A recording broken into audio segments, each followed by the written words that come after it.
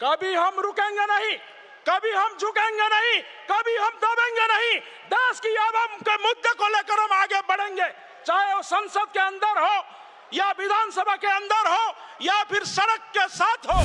भारत वर्ष को एक विकसित राष्ट्र तभी हम बना पाएंगे जब हम वंचित, अबलित, महिलाओं, युवाओं, किसानों के हाथ में इस देश का शक्ति बागडोर देने के लिए कोशिश करेंगे। राहुल जी कभी झुकते नहीं है, राहुल जी कभी रुकते नहीं है, राहुल जी सिर्फ आगे बढ़ते हैं इस देश की गणतंत्र संविधान को बचाने के लिए। एक तरफ नफरत और एक तरफ मोहब्बत के बीच में जो संघर्ष हो रहा है, वो संघर्ष के पीछे एक नई ताकत, एक नई बुनियादी ढांचा की आवश्यकता है। इंदिरा जी, पद्माकर गुरु, एआईसीसी मेंबर उड़ीसा। पद्माकर जी।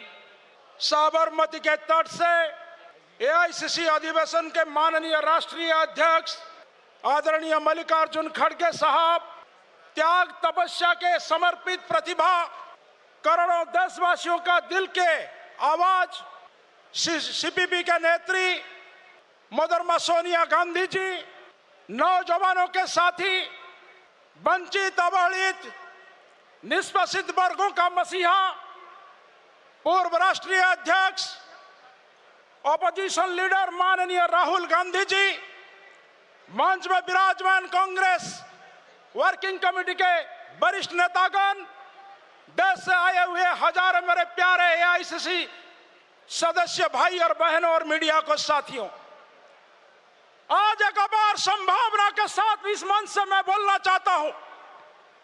एक तरफ नफरत और एक तरफ मोहब्बत के बीच में जो संघर्ष हो रहा है, वो संघर्ष के पीछे एक नई ताकत, एक नई बुनियादी ढांचा की आवश्यकता है।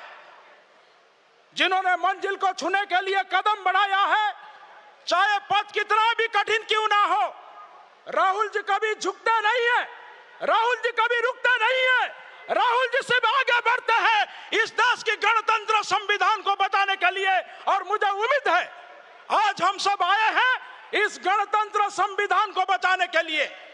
अपने बूथ को मजबूत बनाना, अपना वार्ड को मजबूत बनाना, अपना पंचायत को मजबूत बनाना, अपना कंस्टिट्यूएंसी को जब हम मजबूत बनाएंगे तो ये नफरत की राजनीति करने वाले भाजपाओं को, एनडीए वालों को तभी एक पैगाम हम दे सकते हैं।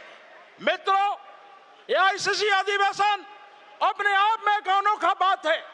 ये मंच हमें साझा करता है, चाहे कितना परिस्थिति कठिनाई तक न क्यों ना आए, कभी हम रुकेंगे नहीं, कभी हम झुकेंगे नहीं, कभी हम दबेंगे नहीं। देश की आवाम के मुद्दे को लेकर हम आगे बढ़ेंगे, चाहे वो संसद के अंदर हो या विधानसभा के अंदर हो या फिर सड़क के साथ हो।